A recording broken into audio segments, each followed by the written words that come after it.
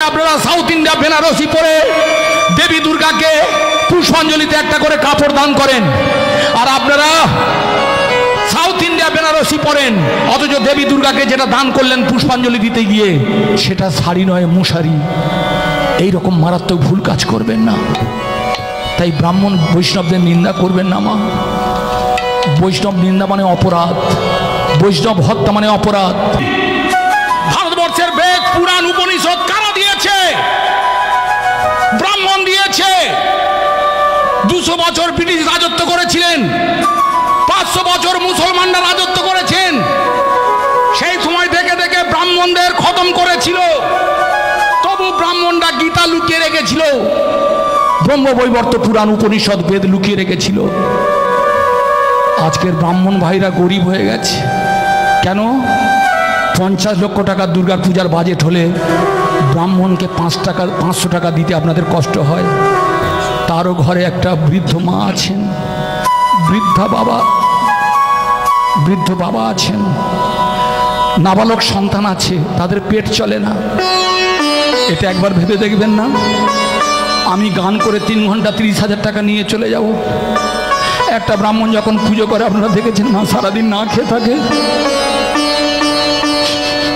আমার বাড়িতে যে ব্রাহ্মণ পুজো করে, বরণ করতে করতে বললে, ও বাবা এবার দেখো তো তোমার মা তোমার ঘরে আছে কিনা। আমি ব্রাহ্মণের কথা শুনে সেই দিকে তাকালাম, দেখলাম আমার মা বসে বসে হাসছে, এমন ভাবে মন্ত্র বলছিল, ব্রাহ্মণের চোখে জল দিয়ে জল ঝরছিল। তাই কোনোদিন ব্রাহ্মণ বৈষ্ণবকে যেটা আপনি খেতে পারেন না, যেটা পড়তে পারেন না, সেটা দেবেন না।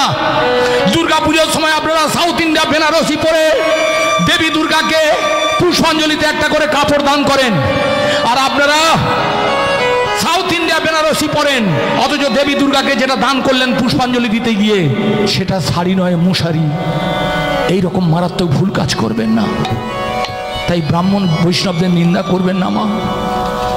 বৈষ্ণব নিন্দা মানে অপরাধ, বৈষ্ণব হত্যা মানে অপরাধ, বৈষ্ণবের বিদ্বেষী মানে অপরাধ, বৈষ্ণবকে আঘাত করা মানে অপরাধ, বৈষ্ণব ব্রাহ্মণকে প্রণাম না করা অপরাধ, ঘর থেকে বৈষ্ণবকে তাড়িয়ে দেওয়া অপরাধ, ব্রাহ্মণকে কটু কথা বলা মানে অপরাধ। এই ভুলটা করবেন না। আমি ব্রাহ্মণের ছেলে নই, আমি ওয়াইস ঘরের সন্তান। কিন্তু জেনে রাখবেন, 500 বছর আগে ভারতবর্ষের ইতিহাস ঘেটে দেখুন, লাখে লাখে ঝাঁকে ঝাঁকে বৈষ্ণবরা অকালে মারা গেছে এই মুসলমানদের পাল্লায় পড়ে। এবার বুঝতে পারছেন এত কষ্ট করে ভারতবর্ষের সনাতন হিন্দু ধর্মকে তারা রক্ষা করেছেন। আজকের পেটের জ্বালায় আপনাদের ভালো, তাদের বস্ত্র নেই, অন্ন নেই, আহার নেই, জোটে না। তাই আপনার কাছে হয়তো 500 টাকা বেশি চেয়েছে, কিন্তু আইতে যাইতে করে হিত, তার নাম পুরোহিত। সে আপনার বাড়িতে আপনার পুজো করতে এসেছে, আপনার হিত, আপনার মঙ্গলের জন্য। তাকে আপনি অপমান করছেন, করবেন না। তাই ভগবান বললে, মা দাও না দুটো খেতে। কি দিল দেখলেন? পোকা ধরা চাল, ঘুম ধরা চাল দিয়ে দিলেন। ভগবান অন্ধ সেজে এসে দেখলেন, বাহ, আমার বাবাকে মেরেছে, মারতে মারতে মারা গেছে, আমার মাকেও মেরেছেন, হ্যাঁ তিনি বেঁচে আছেন, কিন্তু আমাকে চাল দিয়েছে, ঠিক আছে, হ্যাঁ চাল ফুটিয়ে ভাত হবে। ওমা ভেবেছিল কলা আলু মূলো কিছু একটা দেবে।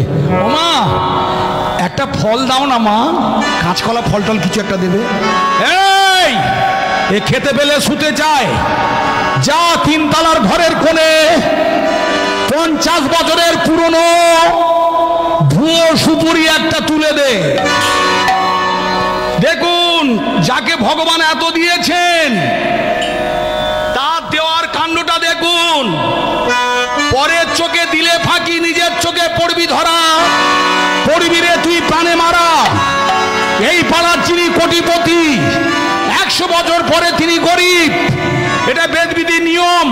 জোয়ারের জলকে কোনদিন আল দিয়ে আটকে রাখতে পারবেন না, যে কোনো মুহূর্তে আল মাগো ছেদ করে জলটা বেরিয়ে যাবে। তাই কোনোদিন কাউকে ঠকাতে যাবেন না, নিজে ঠকে যাবেন। আজকে যাকে কাঁদাচ্ছেন ওই চোখের জলটা তোলা রইল, একদিন আপনাকে কাঁদিয়ে সবকিছু নিয়ে নেবে। তাই ভক্তমণ্ডলী মায়েরা, আজকে তাই হলো, ভুয়ো সুপুরে দিল আর পোকা ধরা চাল দিল। ভগবান কাঁদতে কাঁদতে নয়, হাসতে হাসতে চলে গেলেন।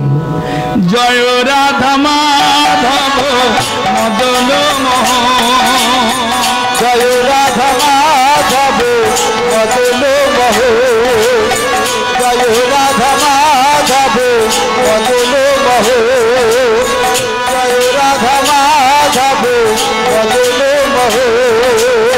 গিরিধারী লাল তুমি যশোদা জীবন, গিরিধারী লাল তুমি যশোদা জীবন, মদন মোহন, জয় রাধা মাধব মদন মোহন। মাতারির মাথায় এসে ভগবান চোখ মেলে তাকালেন। অন্ধ সেজে গিয়েছিলেন, চোখ মেলে তাকিয়ে দেখছে, বাহ, চালও দিয়েছে, ফল দিয়েছে, তবে চালটা পোকা ধরা ঘুণ ধরা চাল।